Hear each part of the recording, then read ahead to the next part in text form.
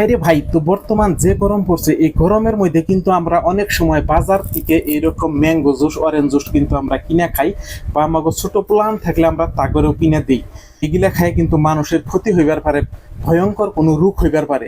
তো এইগুলা কিনে খাওয়ানোর আগে আপনারা অবশ্যই আজকের এই ভিডিওটা আপনারা দেখেন, আর অন্যজনকে দেখার একটু সুযোগ করে দেন। আপনারা ভিডিওটা একটু শেয়ার করে দেন। তো প্রথমে আপনারা এই স্ক্রিনটা আপনারা লক্ষ্য করেন। অলপ কাটি কৰি দিওঁ, অলপ কাটি কৰি দিওঁ। আছে অপুকাই ডাঙৰ কিমান ডাঙৰ চাই লওঁ।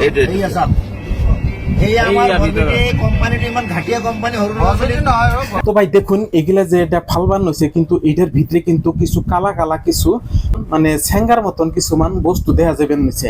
তো এগুলা বস্তু আসলে কোন থেকে আইলো? এগুলা বস্তু আসলে একটা মনে হয় কিন্তু এটা ডেট ফেল মাল। এগুলা মাল যদি অনেক দিন থাকে কিন্তু এগুলার ভিতরে মানে পোকা হইবার পারে, যেহেতু এগুলো একটা ফ্লেভার দেওয়া বানানি বস্তু। কিন্তু অরিজিনাল যে এগুলার মধ্যে আম থাকে এটা আমার কখনো বিশ্বাস হয় না। তো এগুলা অনেক দিন থাকলে তার ভিতরে হয়তো কিবা খারাপ কিবা পয়জন হইবার পারে। তো দোকানদারের কিন্তু এটা খেয়াল রাখাটা খুবই দরকার, যাতে এগুলা বস্তু মানে ডেট আছে না নাই এগুলা দেখে বেতন লাগবো।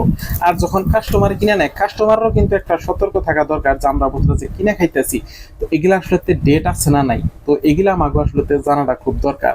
তো দয়া করে এই ভিডিওটা অবশ্যই আপনারা শেয়ার করে দিবেন, যাতে সবাই এই ভিডিওটা দেখে সচেতন হইবার পারে। তো আপনারা কেনার আগে তো অবশ্যই আপনারা ডেট দেখে খেবেন যে বস্তুর ডেট আছে না নাই।